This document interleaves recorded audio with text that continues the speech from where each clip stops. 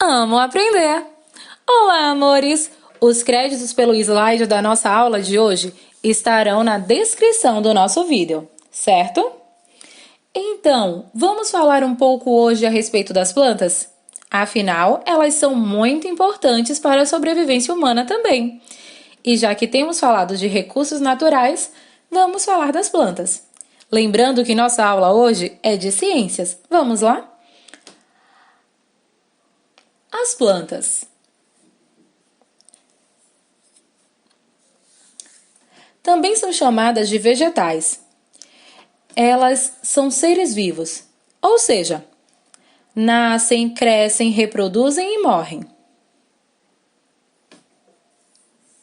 Assim como nós, certo?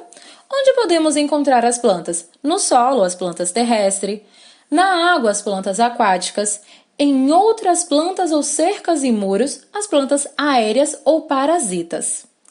Vamos ver um pouco as plantas terrestres. Tem os mais diversos modelos e tamanhos também. As aquáticas, aquelas que vivem na água. As aéreas ou parasitas, aquelas que vivem em muros ou em outras plantas também, você já deve ter visto. As plantas que vivem em condições extremas, em lugares quentes, secos e com solos áridos, como os cactos, as plantas que vivem na região nordeste, na parte mais seca. Existem também as plantas que vivem em lugares frios e com altas altitudes, ou seja, lugares muito altos, muito elevados. Elas geralmente se adaptam. Elas são constituídas das seguintes partes: as folhas, as flores, os frutos, as sementes, o caule e as raízes. Todas essas são partes integrantes de uma planta. A folha, ela é responsável pela produção de alimento. Ela absorve o gás carbônico e libera o oxigênio no ambiente. Ou seja, a plantinha absorve o gás carbônico, também água e sais minerais e energia solar. Com isso, produz glicose e oxigênio. Esse processo é chamado de fotossíntese. A planta também tem as flores, que as flores nos dão um aroma maravilhoso e também são comestíveis. Alguns tipos, não todos, tá?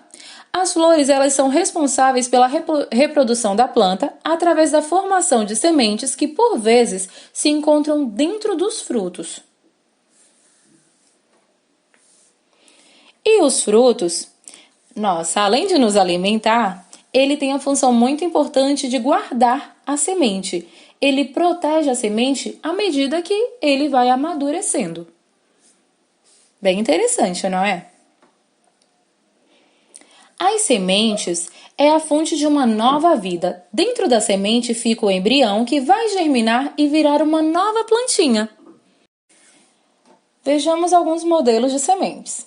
Elas têm as mais diversas formas e os mais variados tamanhos também.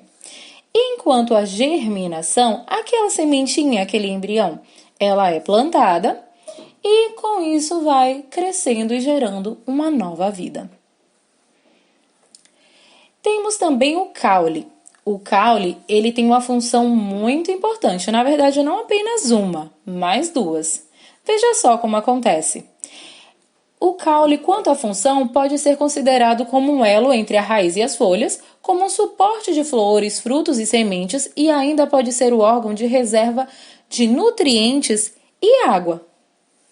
Muito importante a função do caule, não é mesmo?